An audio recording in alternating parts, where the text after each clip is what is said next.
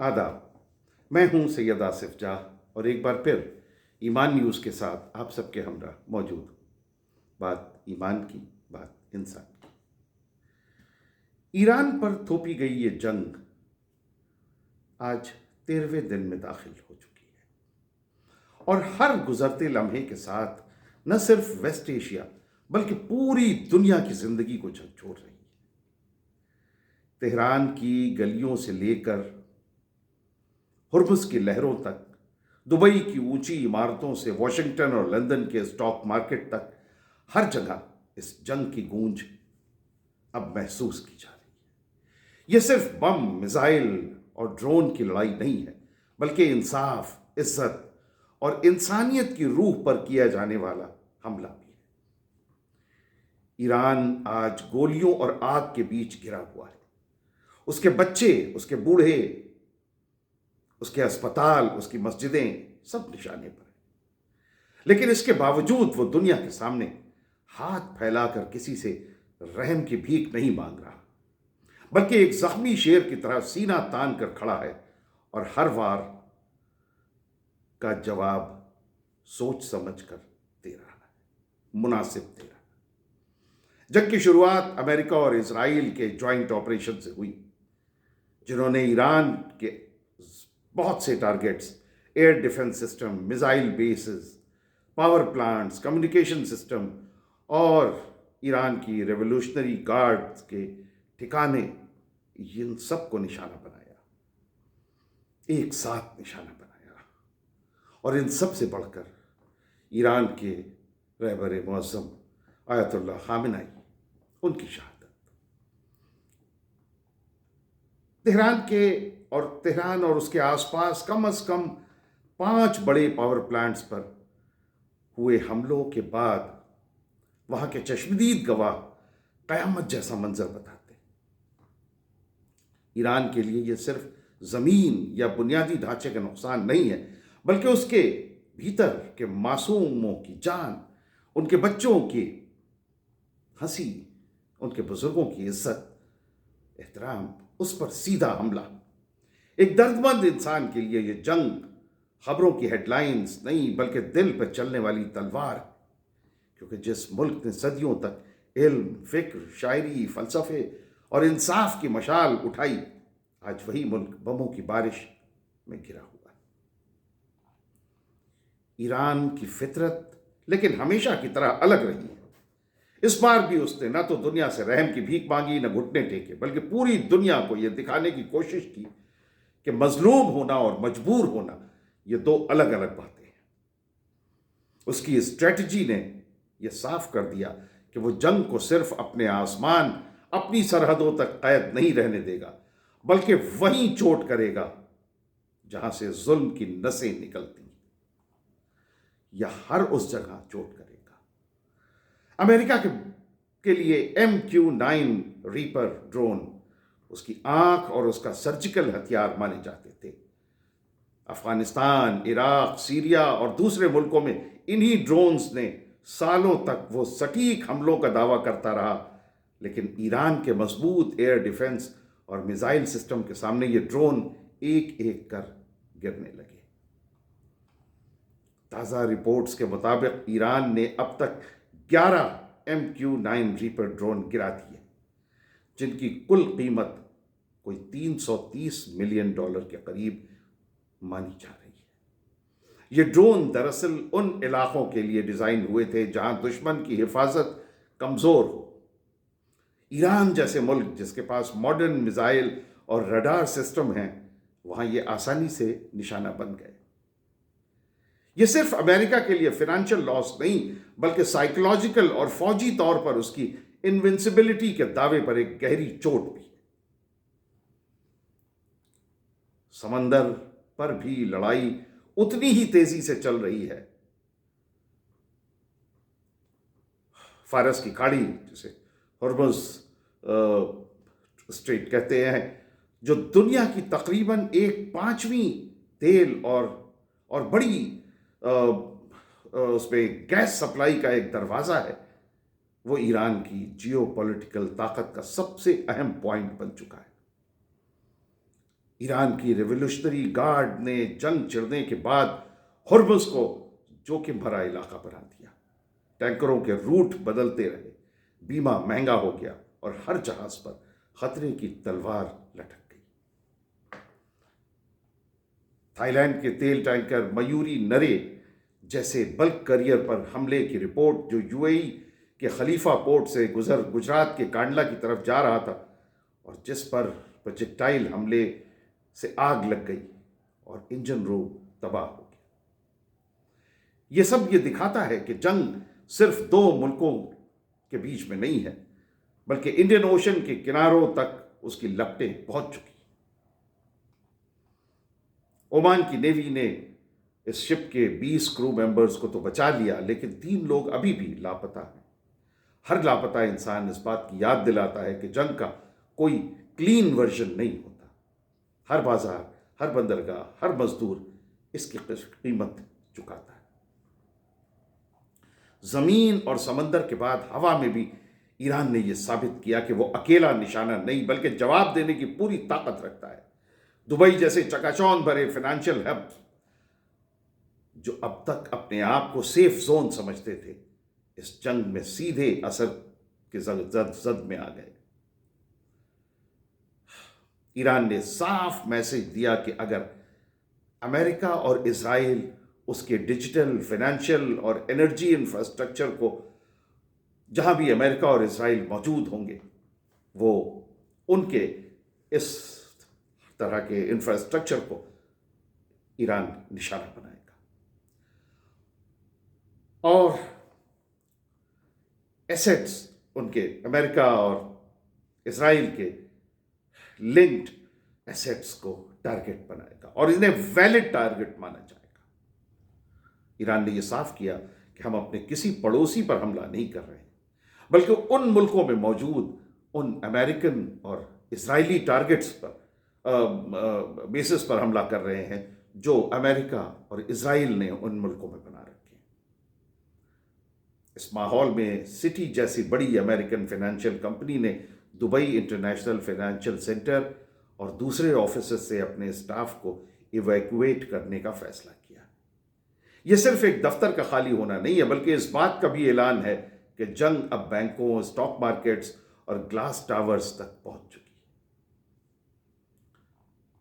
آج یہ خبر بھی آئی کہ ایران نے یہ کہا ہے کہ اگر ایران کے بینکس پر اگر نشانہ لگایا گیا تو وہ امریکہ اور اسرائیل کے بینکوں اور فائنینشیل جو اسٹیبلشمنٹس ہیں مڈل ایسٹ میں ان پر بھی وہ نشانہ لگائے گا. اور اس کا نتیجہ یہ ہوا ہے کہ کئی ملکوں نے اپنے بینکنگ اسٹاف کو یہ کہہ دیا ہے کہ وہ سیف رہے. ایران نے یہ کہا ہے کہ بینک کے 1.5 کلومیٹر کے ریڈیس کی جو لوگ ہیں وہ خطرے میں آ سکتے ہیں. ایک اور جو بہت مزیدار اعلان ایران کی طرف سے ہوا وہ یہ ہے کہ ایران نے آج یہ بھی کہا کہ وہ کنٹریز جو اپنے یہاں سے امریکن کاؤنسلیٹس کو یا ان کے جو سفارتی مشن ہیں ان کو، وہ کنٹریز جو امریکہ کو اپنے ملک سے باہر کر دیں گے انہیں فارس کی کھاڑی سے گزرنے کی، ان کے تیل کو فارس کی کھاڑی سے گزرنے کی اجازت دی جائے گی رشیا اور چائنا کے ساتھ ساتھ. یہ اپنے آپ میں ایک بہت بڑا بلیک میل اور ایک بہت بڑا اسٹریٹجک ڈیسیجن ہے جو انہوں نے لیا. ریاض بھی اس آگ کی چپیٹ سے، سعودی عرب بھی بچا نہیں رہ سکا. واشنگٹن پوسٹ اور دوسرے سورسز جن ایرانی ڈرون حملوں کا جن پر جو ذکر کر رہے ہیں جن میں امریکن ایمبیسی کا حصہ بھی شامل ہے اور وہاں موجود CIA اسٹیشن بری طرح تباہ ہوا بتایا جا رہا ہے. یہ ان تمام حکومتوں کو پیغام ہے جو یہ سمجھتی ہیں کہ ان کی سرزمین پر بنے امریکن اڈے ہمیشہ دوسروں کی جنگ کے لیے استعمال ہوگے، مگر اب یہ اڈے خود جنگ کے میدان بن رہے ہیں اور وہاں بیٹھا ہر افسر یہ سوچنے پہ مجبور ہو رہا ہے کہ اس کی جان کتنی محفوظ ہے. اس پورے طوفان میں قطر کا رویہ الگ ہے. قطر نے اپنے رویے کو ایک آئینہ بنا کر سامنے رکھا ہے۔ قطر نے صاف کہا کہ اس نے کبھی امریکہ کو اپنی زمین سے ایران پر حملہ کرنے کی اجازت نہیں دی، اور اس کی پالیسی یہ ہے کہ قطر کی سرزمین کسی دوسرے ملک پر حملہ کرنے کے لیے استعمال نہیں ہوگی، چاہے وہاں العدید جیسا بڑا امریکی ایئر بیس موجود کیوں نہ ہو۔ یہ بیان ان تمام مسلم کنٹریز کے لیے ایک آئینہ ہے جو اپنی زمینوں پر امریکن بیسز جنہوں نے بنا رکھے ہیں اور پھر بھی اپنے آپ کو جنگ سے دور سمجھتے ہیں۔ اس جنگ کا سب سے گہرا اور خاموش مورچہ تیل اور ڈالر ہے۔ جنگ شروع ہونے کے بعد کروڈ آئل کی قیمتیں جو $100 سے اوپر چلی گئیں، ایک وقت میں $119 کے قریب پہنچی، جو روس اور یوکرین جنگ والی اونچائیوں کو چھونے کے برابر۔ ایشیائی اور یورپین مارکیٹ ہل گئے۔ G7 کنٹریز کو ایمرجنسی آئل ریزرو چھوڑنے پر بات کرنی پڑی۔ بعد میں جب ڈونلڈ ٹرمپ نے یہ بیان دیا کہ ایران کے ساتھ جنگ ویری کمپلیٹ ہے، اور یہ دعویٰ کیا کہ ایران کی نیوی، کمیونیکیشن اور ایئر فورس کافی حد تک تباہ کر دی گئی ہے، تب مارکیٹ میں تھوڑا سکون لوٹا اور برنٹ کی قیمتیں $85 کے آس پاس آ گئی۔ حالانکہ ایک بات یہ بھی ہے کہ یہ سارے دعوے امریکہ کے جھوٹے ثابت ہوئے، اور اسی کا یہ نتیجہ ہے کہ وہ جو کروڈ آئل کی قیمت ایک وقت تک $80-85 تک آ گئی، وہ واپس پھر $110 پر پہنچ گئی، جیسے ہی یہ پتا چلا کہ یہ امریکہ کے دعوے یہ جھوٹے تھے۔ آج امریکہ کی نوبت یہاں تک آ گئی ہے کہ ان کے پریزیڈنٹ اور ان کے منسٹرز کو، ان کے آفیشلز کو جھوٹ کا سہارا لینا پڑ رہا ہے ایران کے معاملے میں اپنی سپریمیسی ثابت کرنے کے لیے۔ US اسٹاک مارکیٹ میں عجیب سی ڈاواڈول پوزیشن بنی ہوئی ہے، لیکن زمین پر حالات اس سے بہت الگ تصویر دکھاتے ہیں۔ ایران اب بھی کھڑا ہے، ہرمز اب بھی رسک زون ہے، سعودی، کویت اور دوسرے کنٹریز اپنے آئل پروڈکشن میں کٹوتی کر رہے ہیں، کیونکہ تیل نکال بھی لیں تو بھیجیں گے کہاں اور کیسے۔ ان سب کے بیچ ایک اہم سوال پوری دنیا کو کہ غور کرنے کے لیے ہے کہ کیا اکنامک سینکشنز لگانا بھی جنگ جتنے ہی یہ ڈینجرس ہیں۔ یہ اکنامک سینکشنز اگر کسی کنٹری پہ لگیں تو 2025 میں دی لینسٹ گلوبل ہیلتھ میں چھپے ایک اہم ریسرچ نے 1971 سے لے کر 2021 کے بیچ 152 کنٹریز کا ڈیٹا لے کر انہوں نے ایک ریسرچ کی، اور یہ اندازہ پیش کیا کہ ایک طرفہ اکنامک سینکشنز کی وجہ سے ہر سال اوسطاً 5.6 لاکھ اترکت موتیں، زیادہ موتیں ہوئیں، ایڈیشنل ڈیتھس ہوئیں، یعنی تقریباً 5 دشکوں میں 3 کروڑ کے قریب جانیں اس وجہ سے گئیں کیونکہ ان کنٹریز میں اکنامک سینکشنز لگے ہوئے تھے۔ اور یہ سینکشنز کس نے لگائے تھے، اور ان جنہوں نے لگائے تھے ان کو کیا حق پہنچتا تھا ایک سوورن کنٹری پر اس طرح کے سینکشنز لگانے کا؟ یہ سارے سوال ہیں جو دنیا کو آج ان کنٹریز سے، ان کے کنٹری ہیڈ سے پوچھنے چاہیے۔ یہ تعداد بڑی جنگوں میں کل موتوں کے برابر یا اس سے بھی زیادہ ہے۔ ایران ان ملکوں میں سے ایک ہے جس پر سالوں سے سینکشنز کی مار پڑی ہے۔ دوائیں مہنگی اور مشکل، اسپیشلائزڈ علاج دشوار، روزگار گھٹے، مہنگائی بڑھی، کرنسی گرتی گئی، اور ان سب کا بوجھ عام جنتا، بچوں، بزرگوں اور غریبوں نے اٹھایا۔ جب ایسے سینکشنز کو جنگ میں بدل دیا جاتا ہے تو سوال اٹھتا ہے کہ کیا ایسے ہتھیاروں کو واقعی نان وائلنٹ کہا جا سکتا ہے؟ دنیا کے کئی ملک آج اسی وجہ سے ڈالر سے الگ ایک دوسرا پیمنٹ سسٹم، ایک ٹریڈ کرنسی پر کام کر رہے ہیں، کیونکہ انہیں یہ احساس ہو چکا ہے کہ 21ویں صدی کی جنگیں صرف ٹینکوں سے نہیں بلکہ banking network, swift system اور فائنینشیل سیکشنز کے ذریعے بھی لڑی جا سک رہی ہیں۔ ایران کی موجودہ جنگ اس بڑے سچ کو اور بھی زیادہ ننگے طور پر سامنے لا رہی ہے۔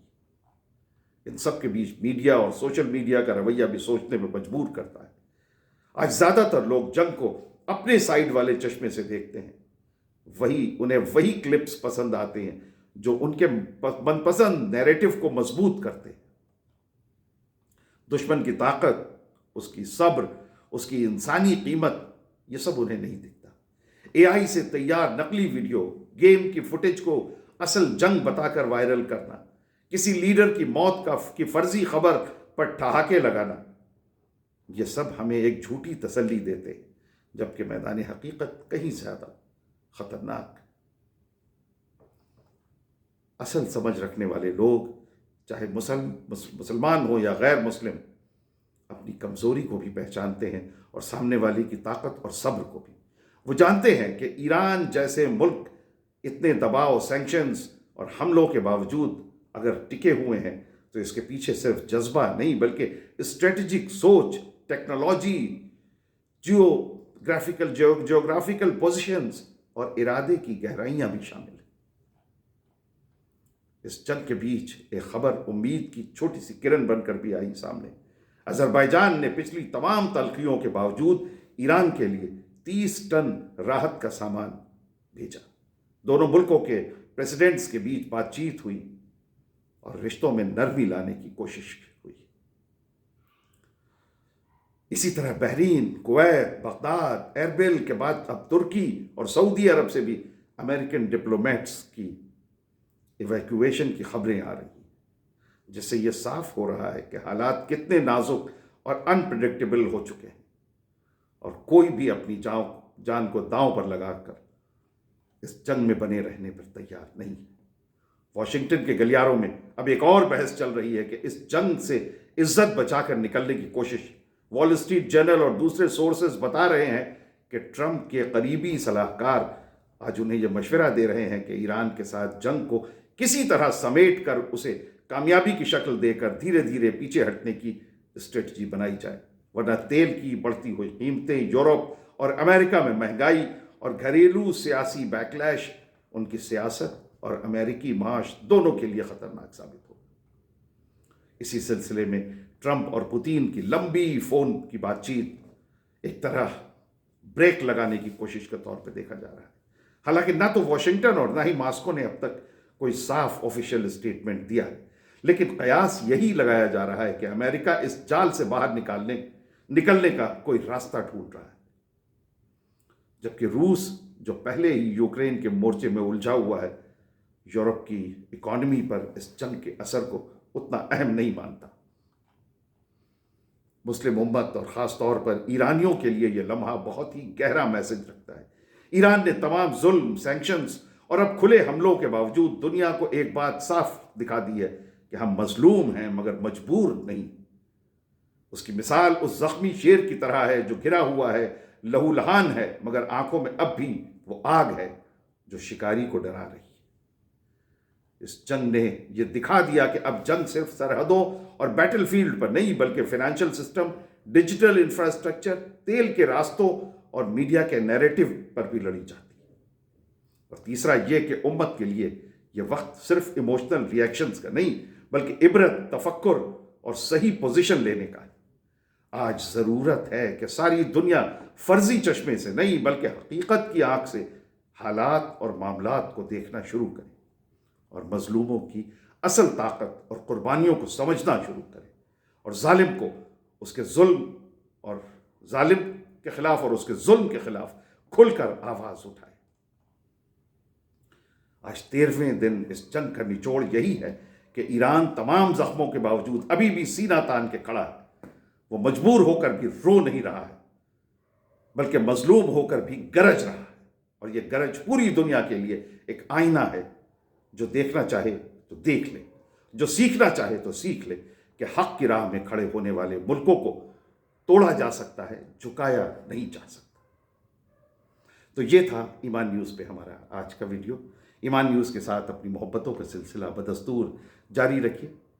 ہمارے چینل کو سبسکرائب کیجیے، ویڈیوز کو لائک کیجیے، شیئر کیجیے، فارورڈ کیجیے، اور اپنی باتیں، اپنے خیالات، اپنے تاثرات کمنٹس کے ذریعے ہم تک پہنچائیے۔